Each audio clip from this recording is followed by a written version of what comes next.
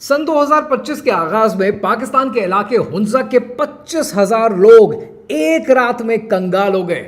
ये कंगाल तब हुए जब इन्होंने अपना पैसा वेल इंटरनेशनल स्कैम में लगाया, एक ऐसा फेक ट्रेडिंग प्लेटफॉर्म जो रातों रात अमीर बनने का रास्ता दिखाया करता था, लेकिन एक रात के अंदर ये पूरा प्लेटफॉर्म लोगों के पैसे लेकर उड़ गया। दूसरी तरफ इंडिया में सिर्फ इस साल के पहले 5 महीने के अंदर 7,000 करोड़ रुपया ऑनलाइन स्कैम्स की नजर हो गया, विच इज अराउंड $840 मिलियन।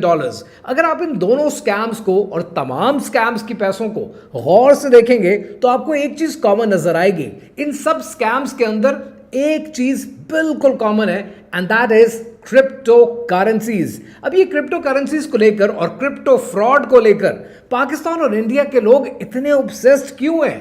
क्या ये क्रिप्टो करेंसी आपको गुर्बत से बाहर निकलने का रास्ता देती है? क्या ये फ्रीडम का रास्ता है, या ये एक बहुत बड़ी साजिश का हिस्सा है? सवाल तो बनता है, और ये सवाल इसलिए बनता है क्योंकि आज पाकिस्तान की 60% आबादी 30 साल से कम उम्र की है, और ये रातों रात कुछ इसलिए करना चाहते हैं क्योंकि मुल्क में नौकरियां हैं नहीं, मुल्क में महंगाई हद से ज्यादा बढ़ चुकी है। और इंडिया में जहां पर क्रिप्टो करेंसीज में इन्वेस्ट करना भी मुश्किल है और क्रिप्टो करेंसी से प्रॉफिट कमाकर पैसा बाहर निकालना भी मुश्किल है, टैक्सेस देने हैं, टीडीएस देना है, फिर भी इंडिया में आज 11 करोड़ लोग ऐसे हैं जिनके पास क्रिप्टो करेंसीज के वॉलेट्स मौजूद हैं। अब ये इतनी ऑब्सेशन है क्या? ये क्रिप्टो करेंसीज काम करती कैसे हैं, और इसके पीछे ऐसी साजिश है क्या जिसके बारे में आपको पता होना चाहिए? कहानी क्या है, आइए समझते हैं।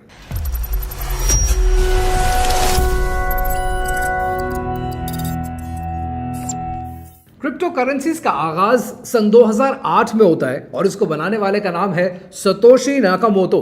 लेकिन सतोशी नाकामोटो एक बड़ा इंटरेस्टिंग कैरेक्टर है क्योंकि वो क्रिप्टो करेंसीज के बारे में बात भी करता है, क्रिप्टो करेंसीज के अंदर रहते हुए वो बिटकॉइन के बारे में भी बात करता है, लेकिन एकदम से वो एक जिन की तरह गायब हो जाता है। सतोशी नाकामोटो कौन था कोई नहीं जानता, कहां से आया था कोई नहीं जानता, कहां गायब हो गया कोई नहीं जानता, किसने गायब किया ये बात भी कोई नहीं जानता।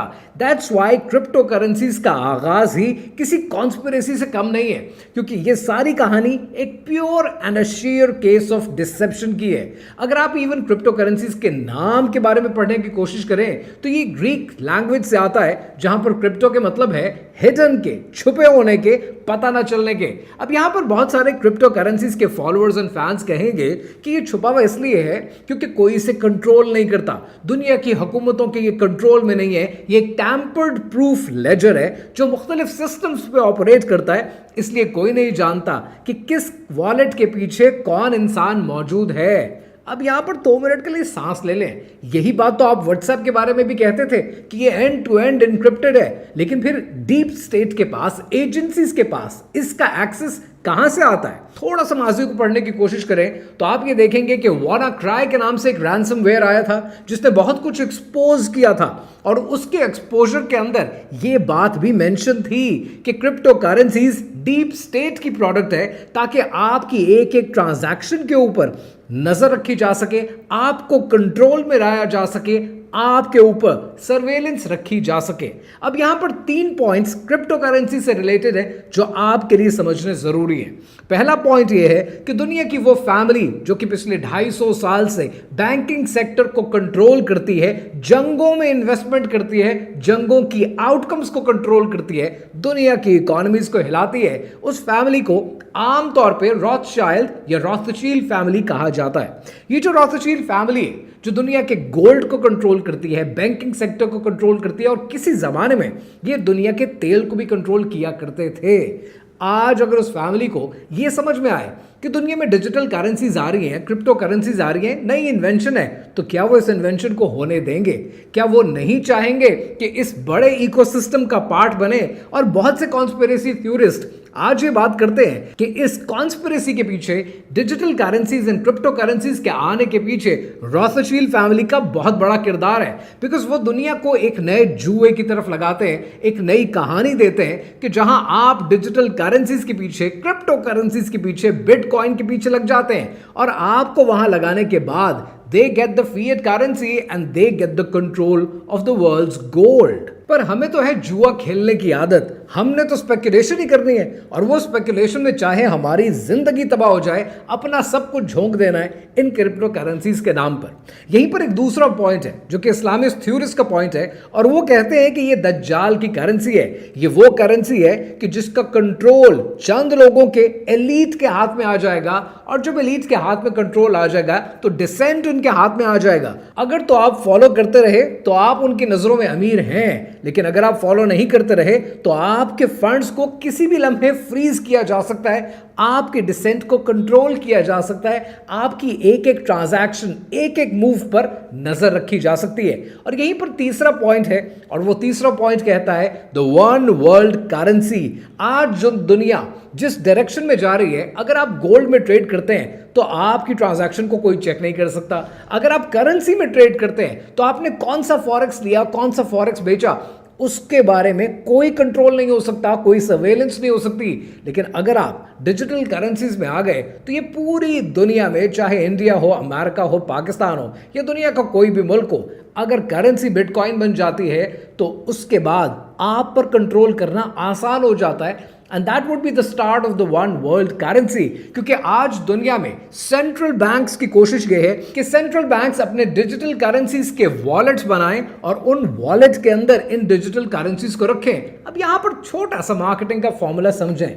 दुनिया में हर चीज की इंट्रोडक्शन होती है, फिर ग्रोथ होती है, फिर मैच्योरिटी आती है, फिर डिक्लाइन आ जाता है। यानी 2008 से डिजिटल करेंसीज चल रही हैं, अब वो इंट्रोडक्शन से ग्रोथ स्टेज में आ गए। अब दुनिया अपने स्टेबल कॉइन्स लेकर आ रही है, दुनिया की हुकूमतें इसको ओन करने की, कंट्रोल करने की कोशिश कर रही हैं। Why they are doing it now? ताकि आपको कट्टोसाइज किया जा सके, आप पर कंट्रोल हासिल किया जा सके और आपको काबू में रखा जा सके। अब यहां पर एक सवाल बनता है कि क्रिप्टो करेंसीज में पैसा बनता कैसे है? वेल, क्रिप्टो करेंसीज में लोग तीन तरीके से पैसा कमाते हैं। पहला तरीका है माइनिंग, लेकिन माइनिंग के लिए इन्वेस्टमेंट चाहिए, एनर्जी चाहिए, सस्ती एनर्जी चाहिए, मेहनत चाहिए। वो तो लोग करते नहीं है ना, तो वो तरीका तो निकाल दीजिए। दूसरा तरीका क्रिप्टो करेंसीज में पैसा कमाने का कि आपने अपने ही बिटकॉइन, अपनी ही करेंसी को जितने आपके पास हैं वो इंटरेस्ट बेस पे दे दिए, यानी आपने रिबा को इन्वॉल्व कर लिया, और रिबा को इन्वॉल्व करने के बाद आपने अपनी दुनिया, आखिरत, सुकून बर्बाद कर लिया।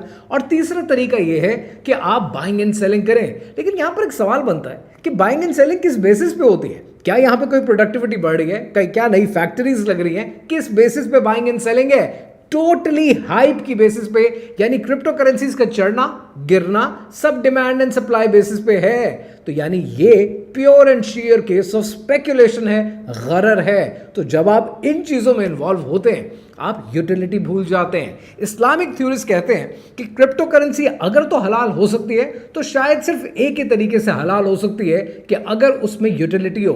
यूटिलिटी क्या होती है? कि मेरे पास क्रिप्टो करेंसी मौजूद है, मैंने खर्च कर दिया ये ऐनक खरीदने के लिए, मैंने खर्च कर दिया ये पेन खरीदने के लिए, या मेरे पास कोई मोबाइल पड़ा हुआ था, मैंने वो मोबाइल खरीदने के लिए इस्तेमाल कर दिया या बेचने के लिए इस्तेमाल कर दिया। चाहे मुफ्ती तुम्हें फतवा दे भी दे कि हाँ ये जायज है, लेकिन अगर तुम्हारा दिल ये कह रहा नहीं जायज नहीं है तो हरगिज मुफ्ती का फतवा ना मानना, अपने दिल का फतवा मानना। हम क्रिप्टो करेंसी को आजकल इन चीजों के लिए इस्तेमाल नहीं करते, हम इस्तेमाल करते हैं स्पेकुलेशन के लिए, रातों रात पैसा छापने के लिए, रातों रात उन 25,000 हुंजा के लोगों की तरह कि जिन्होंने अरबों रुपया जाया कर दिया, उन इंडियंस की तरह जिन्होंने करोड़ों रुपया, $840 मिलियन अपना झोंक दिया इन चीजों में।